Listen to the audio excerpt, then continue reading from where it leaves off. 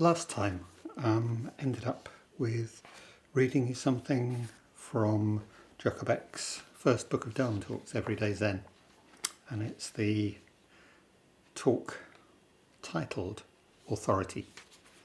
I thought we could begin there again as a way into this subject, really.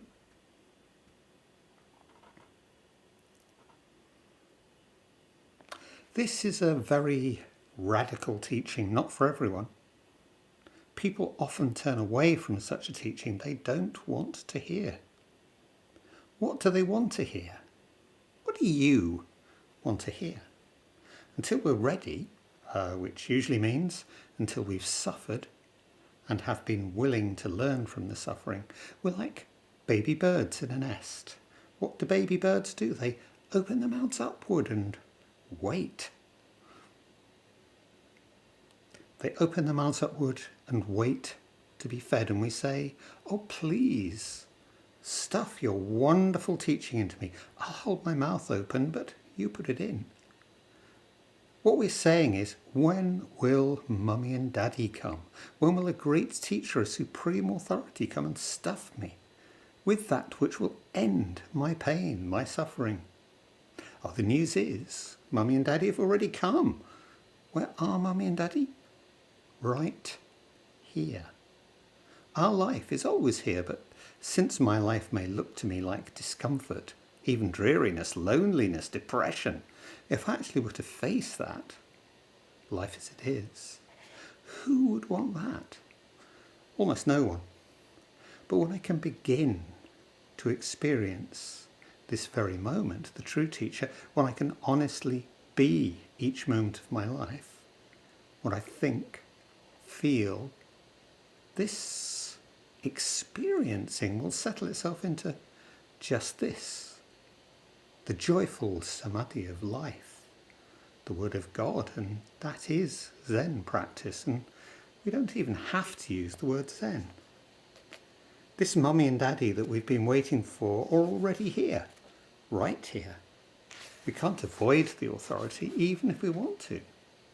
When we go to work, it's right there. When we're with our friends, it's right there. And when we're with our family, it's right there.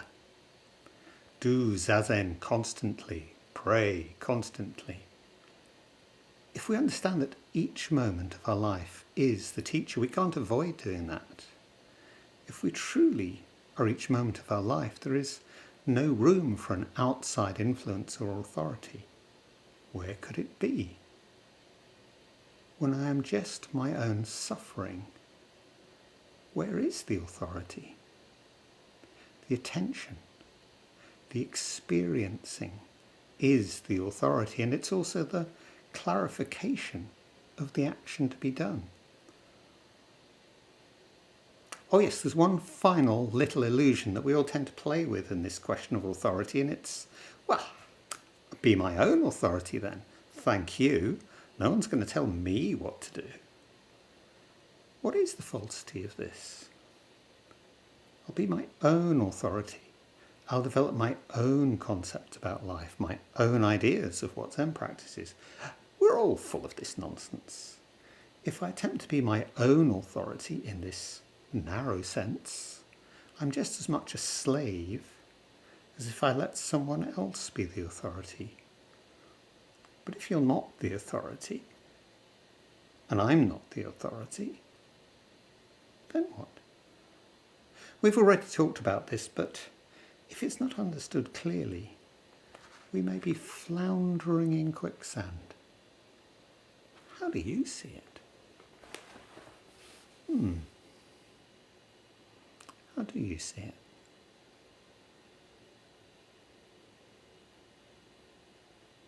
Not you, not me, but life as it is. Okay, well, 2 points about Joko Beck and her Sangha, coming from a point of view that we wouldn't perhaps normally see as spiritual.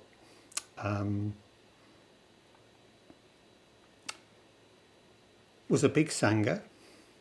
She organised it with a proper board, committees, that kind of thing. so they could vote her out as teacher in, as she said, 5 minutes if they wanted to. This is in contrast to the absolute fidelity, the absolute loyalty with which Sanghas held most of the first generation of Western Zen teachers who were, well, by and large Japanese. Okay, so that's one very mundane, very practical thing. And the second thing is this often quoted thing from Joko said, I don't set much store by enlightenment experiences. You know, when students come and tell me they've had this marvellous experience of unity with the entire cosmos, I tend to say, oh, nice, whatever. I tend to set more store by whether they put the patio chairs back when we've been outside, under the table. So bearing in mind, we've got this image of the baby birds. We've got the Sangha that can dispense with a teacher like that, should they so choose. And we've got this very different image of enlightened action. Just putting the chairs back. What can we say about authority? What do we mean by authority? Where does it come from? Who do we find in positions of authority and who do we place there? And obviously, the Zen teacher and the Zen student is one image of this. But it's an interesting image, not for its own sake. I mean, ultimately, who gives a damn about teachers and students?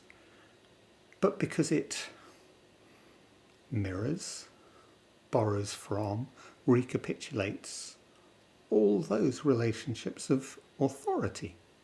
So with parents and the traditional authority of the father, with the organisations, going to school, headmaster, headmistress, class teachers, the person in our own social group that everybody wants to be, looks up to, whatever, prime ministers, presidents, the boss, all of these relationships which we kind of fold into each other. We may say, oh, I have a problem with authority. Actually, I've always had a problem with authority. I can't stand being told what to do by anybody, and sometimes that works to my advantage and sometimes to my disadvantage. I have to work it all out. There's the famous sutta attributed to the Buddha, the Kalama Sutta, which is often quoted by Western Buddhists against the idea of just automatically obeying whoever's telling you what to do, or whichever Buddhist teacher is telling you what to do. Work it out for yourself. Actually, it's rather more complex than that, because if we're trying to rely on our own experience, well, our experience always comes packaged, doesn't it? Our experience always comes framed by the direction in which we're looking. It's never as simple as just seeing the real thing. And that's, even our wonderful Joko Beck tends to gloss over that sometimes. I was thinking about this, and it's almost kind of 4 headings we can think about authority under, which might be useful. There's the truth, whatever we think that is. I'm the authority here because I know the truth. Either I've got the facts or I've received the spiritual wisdom, whether we're talking about a COVID scientist or a Zen teacher or whatever. The truth. The truth gives me power. What Joko's talking about in the image of the baby birds. Why do we come to Zen practice? Well, because we're suffering in some dimension or another. It might look like suffering. It might look like boredom. It might look like, just a sense of unease. Or it might be a sense, there must be more to it than this. But we're all searching. We're all wanting that something. Where are we going to get the something from? Oh, read all the Zen books, yeah. Listen to endless Dharma talks. Maybe find a real life teacher if we're lucky, and maybe a relationship with them. Joko says in that section, don't look to me for the truth. Teachers don't have anything they can give you. Teachers can't solve it for you. But teachers can be a useful guide. I think in so many areas of life. Often we're just headed in the wrong direction and we don't know it. And somebody sometimes can say, it's back there. Whatever. So the truth, the origin. So often in our culture, maybe in our own lives too, we give origin stories a priority. And if we think about this, all varieties of Zen, all varieties of Buddhism kind of really look backwards. Come on.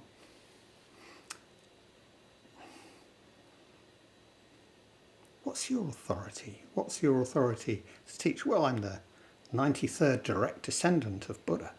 There's a nice story Barry, my teacher, tells about,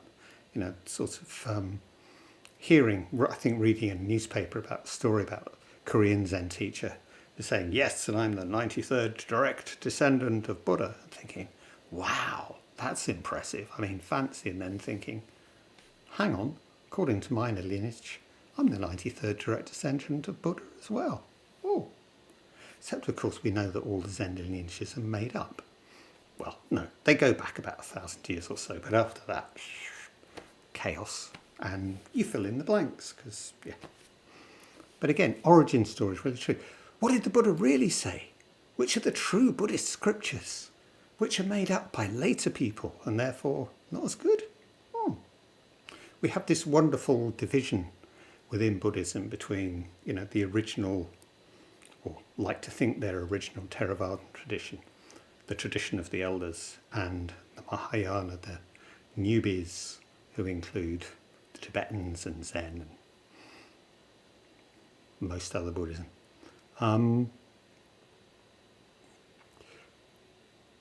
Our sutras, the Mahayana sutras, are all put in the mouth of the Buddha. We know that most of them were written between about the 2nd century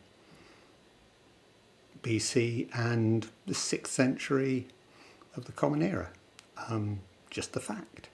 Then they go to immense lengths to explain why they are the true word. So origin stories. Okay, that's Buddhism for you, but it's the same. It's the same wherever. I want the original. I want the true. I want something connected with the source here. Don't give me any of your, new flim-flam. And both of these connect with the idea of permission, authority as permission. And this works both ways as well. I think in one sense where it gets really interesting because, I wear this thing as a kind of permission to teach given to me by my teacher, because my permission to teach comes from my teacher who had his permission to teach from his teacher, who happened to be Joko Beck, who I was reading about just now. And that's one way of giving permission. That says, oh yeah, you're real, you're genuine, you're connected with the source, whatever we think that is. Do we have the best, the most authentic teacher? What do we think we want out of a teacher? And again, forget Zen for a minute. What do we think we want out of any of our sources of authority? And the permission. What about the permissions we do or don't give ourselves? This, I think, is where it gets really crucial. What governs what I allow myself to think? There's a really nice translation of the Heart Sutra that we were just chanting. Oh yeah, and the Heart Sutra is great in terms of origin stories because, of course, Well, that's a little chant, which is part of a much bigger work. It was originally written in Chinese from a much bigger work which was in Sanskrit, which was part kind of inspired poetry, insight, and largely actually philosophically responding to 3 or 4 other Buddhist schools that it was disagreeing with. And they all kind of layer together. And don't know whether you know the words intertextuality. It's kind of this where various layers of text collide and produce something new. Texts talk to other texts. Where does this come from? Where's the origin? Maybe there actually isn't an origin in that sense. Maybe it's always texts talking to texts. If you want to go back to the Buddha's ideas, well, he wasn't plucking them out of thin air, whichever we think the original teachings are. They were part of the current understanding of the world of his day. What frames our understanding? What thoughts won't we allow ourselves to think? What are the walls to our minds? Which is where I was going with this. This translation talks about the bodhisattvas have no walls to their minds. What frames our thought? Why do I approach the world in one direction rather than another direction? What won't I allow myself to think? We know that psychology can talk about that in a personal sense. And we can talk about personal development, family relationships, traumas. But it's so much more true culturally. We have to assume, if we were trying to work everything out from scratch the whole time, we'd simply go crazy or just do nothing. But still, if we're not aware of this stuff, if we're not aware of the way, the assumptions on which we do or don't give ourselves permissions, if we reflect on this, we're usually aware of areas of our lives in which we won't give ourselves permission to do something. Why? Or do we look to an outside authority to give ourselves permission to do something? Complicated. It's always complicated. And then authority as command. I am the authority. You must obey me. Well, we all know the crazy stories of Zen teachers or other teachers, I am the guru. Hand me all your money, or I am the guru. Jump off this cliff. It's important. It's a test. It's a test of your faith. It's a test of your commitment. Why will we buy that? Why will we refuse that? It's all questions of authority.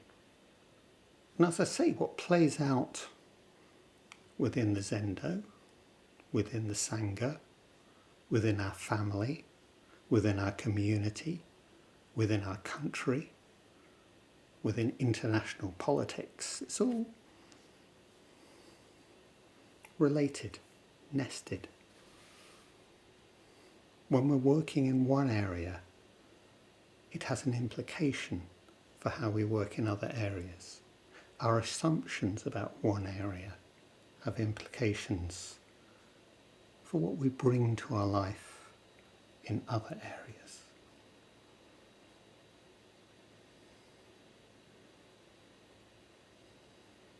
So Joko's argument is, don't accept the authority of a teacher, or anybody else for that matter. Don't think that you can set yourself up as your own authority. And so we get this idea of life as it is, the only teacher, our practice principles that we'll recite at the end of this evening. Talk about life as it is, the only teacher. But what do we mean by that? Is this some, metaphysical, transcendental principle floating in the ether. Oh, if only I could actually see what life is telling me. Well, no. It's constantly coming back to my own feeling of resistance, my own feelings of unease, discomfort, suffering, and learning from that relationship. Learning what? Well, if I subject myself to an outside authority, what I'm left with is resignation. Like it or lump it. Authority's over there, I'm over here. You have no choice. If I see myself as not separate, not in terms of an external authority,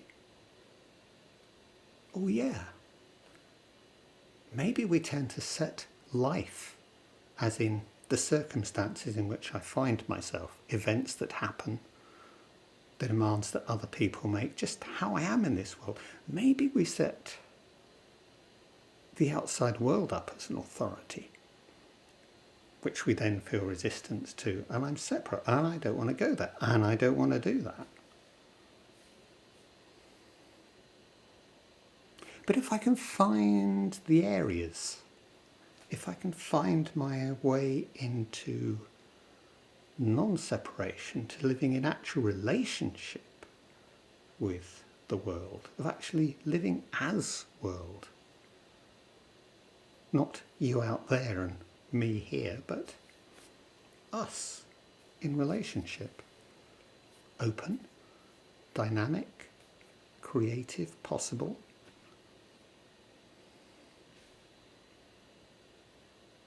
Well, that's life being the teacher. The more grating, the more disjunction we have, the more resistance I feel, and that's obvious.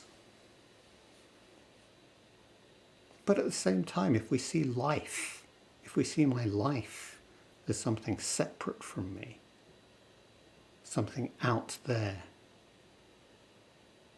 see, in a way, you try and say it right and you always say it wrong. This is something which Joko says herself endlessly. Life the only teacher? Well, no. My life isn't out there and me in here. It's not separate. Every time I make that separation, every time I put life on one side and me on the other, there's resistance, there's suffering, there's pain. We do that over and over and over and over again. And to a large extent, that's what our life is. But relationship, connection, connecting with all the different parts of me, the different me's that I have, from one moment to another, one relationship to another. Connecting with all of you as father, mother, co-worker, citizen, whatever. All of these different aspects of me. All of these different aspects of you. Not separate. When we're in relationship, we don't even have to worry about the teaching. We find it. When we're feeling resistance, that's just a sign. But life and me, not separate. That's the teaching.